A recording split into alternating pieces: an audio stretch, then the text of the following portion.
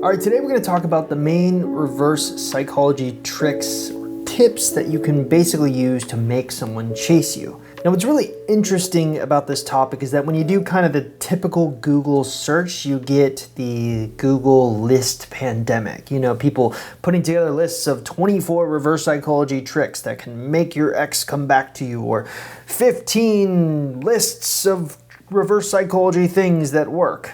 And for those of you who don't already know, I run a pretty successful coaching business, coaching people who either want to get over their exes or get their exes back. So we feel like we have a pretty good handle on what works and what doesn't work from a reverse psychology perspective. After all, we're seeing it in the field. So here's the dirty little secret that people don't really want you to know, which is there are not really 24 or 18 tips or reverse psychology tactics that work.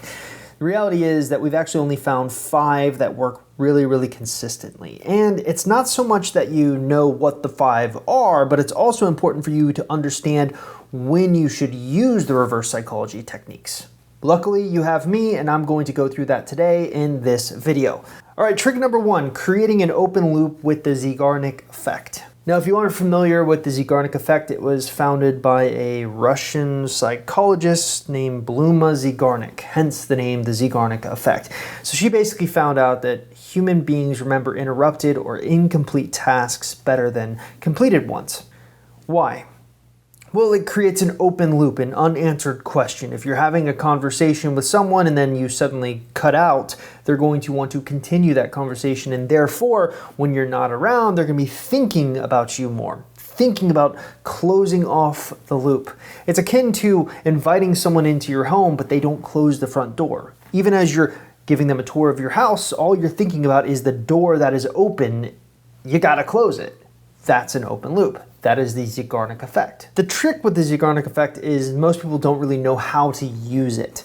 So when I was thinking up what I was going to say in this video, I created a graphic that kind of produced the average phone quality of a conversation that you're having on the phone with someone.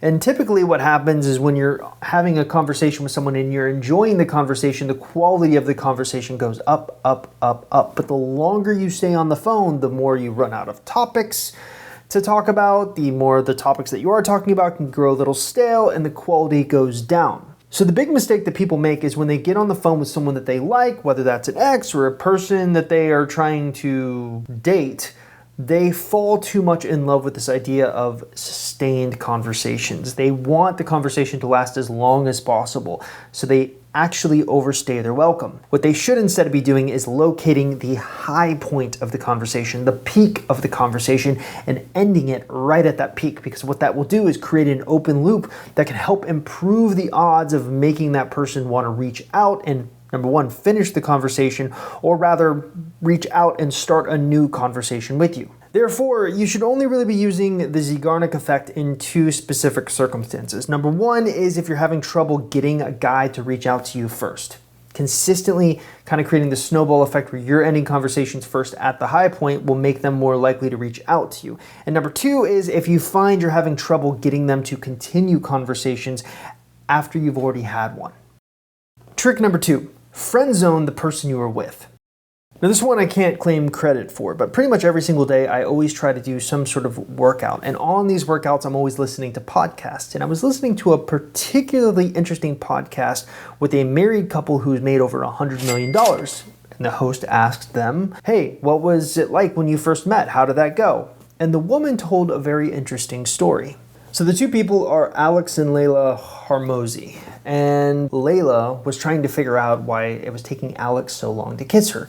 So on their second date, she says the following: I was just surprised. It was our second date. The 2 of us are in the pool. We're playing around. I'm in a bikini. And he didn't try to kiss me. I was like, I don't understand.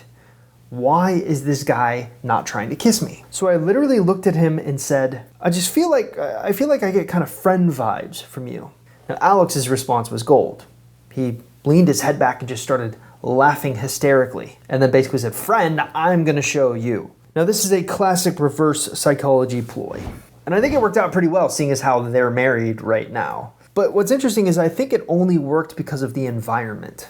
It was romantic and physical. Layla's probably giving Alex all the signs that she's interested in having this become a more romantic partnership. But he wasn't advancing the plot, so to speak. And that's when she whipped out the friend vibes comment. But the trick is really knowing when to use something like this. So there are 3 situations in which you're going to want to use sort of the friend zone comment. Number 1 is you're looking to get your partner to advance the relationship in some way. Number 2 is you need to shift their view of you. And number 3 is you need to create a fear of loss. Trick number 3, implementing a paradigm shift via the Re-Breakup text. This is actually kind of a play on the friend zone trick that I just talked about before, but it's hyper specific to individuals who are having trouble dealing with exes. So we've noticed that a lot of exes will sometimes constantly feel the need to remind you that you guys are just friends. That's all you'll ever be. Hey, just making sure, we're just kind of friends. And since 90% of the cases that are coming through our coaching practice are people who have been broken up with, they often are really left hurt by this comment and they don't really know how to deal with it. The smartest thing you can do, though, is actually implement something called the Rebreakup text. It's a paradigm shift where you're making that person, that ex, realize, actually, no, you have no shot with me. So what does the Rebreakup text look like? Well, basically, here's a perfect example. Hey, just so you know, the 2 of us are just friends. I don't think we work together as a couple. Didn't want you thinking this was the wrong thing. So there are 2 tactics playing out here. Number 1 is mirroring. You're basically mirroring what your ex is saying to you back to them. And number 2 is this avoidance psychology. We know from really researching avoidance that they don't really begin to give themselves permission to miss you until they feel as if you have moved on from them, that there's no chance of a connection ever happening. So sometimes sending a Re-Breakup text can create almost this reset where they can look at you and feel more comfortable opening up to you. And then you can kind of work your way up. So you're going to want to use the Re-Breakup text in 2 types of situations. Number 1 is your ex keeps constantly reminding you that the 2 of you are just friends. And number 2 is when they are extremely avoidant. Utilizing a no contact rule. This shouldn't come as a shock to pretty much anyone, and I could see the audience rolling their eyes, but yes, the no contact rule in and of itself is a reverse psychology tactic, and it is probably the granddaddy of all reverse psychology tactics. It's still alive and well, still works really, really well. So for those of you who don't know, we do no contact a little bit differently here on the ex-boyfriend recovery, ex-girlfriend recovery type system. Our version of no contact is as follows. It's a period of time where you cut off all conceivable communication with your ex. But the intent of the tactic should not be used to make an ex miss you. Instead, it should be used for you to have time to outgrow your ex. And if you're successful at outgrowing your ex, guess what? That's usually when the ex starts to miss you. The big challenge that most people have when it comes to the no contact rule is figuring out the correct time frame of a no contact rule. We recommend 3 types of time frames: the 21-day rule, the 30-day rule, and the 45-day rule. But people tend to get confused a little bit on which time frame is best for them. The quick cheat sheet that I always have been recently giving to my clients is to pair it with your ex's attachment psychology. So think of it like this. This is your quick no contact rule cheat sheet. So the 21-day rule is ideal for exes who have an anxious attachment style or a fearful attachment style.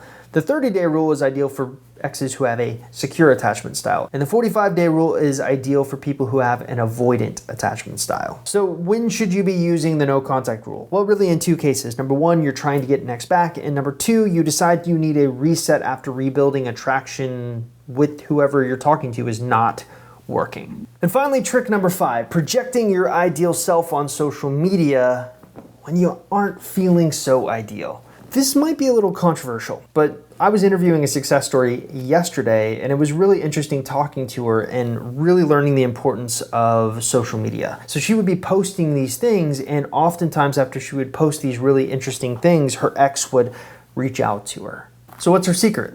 Well, she just basically made a list of her ideal self, like the person, the ungettable person that she always wanted to be. And this ungettable person would go out with friends constantly, would go do spontaneous and adventurous things like skydiving. And she basically went out and did those things and then posted them on social media. So she projected to the world the ideal image that she wanted to be viewed as, but the important thing is she actually did the things that would project the image, if that makes any sense. This needs to be an authentic thing. You need to authentically be having fun trying to accomplish these things. But what's interesting is the aspect of her ex reaching out to her after she posted this stuff on social media. Two things happened. Number one, she's doing these really cool things that drew him in, but she also started getting attention from all sorts of other friends, family, other potential lovers. And this created almost a social proof dynamic that made him want to be drawn in. And if you think about it, it makes sense. I mean, how often have you been here on YouTube scrolling through, looking for an answer to your question, and you see a video? And this video has maybe a couple of hundred views, and you're about to click on it, but then you see a video right above it that has 200,000 views. And you click instead on the video that has 200,000 views as opposed to the video with a couple of hundred views. Why? Social proof. You're looking at that and thinking, wow, there's 200,000 people that have watched this. This must be important. It's the rubbernecking effect. You know, when you're going down the street and you see a crash and you slow down to see the crash. And as a result, you create a traffic jam just because you're wanting to pay attention to the interesting social thing that has all sorts of people gathered around it. Same principle. If you're posting things on social media that is getting the attention of friends, family, exes, then the person you want is going to naturally be drawn to you. And this leads us to the final point. When should you be doing these kind of social media posts? Always.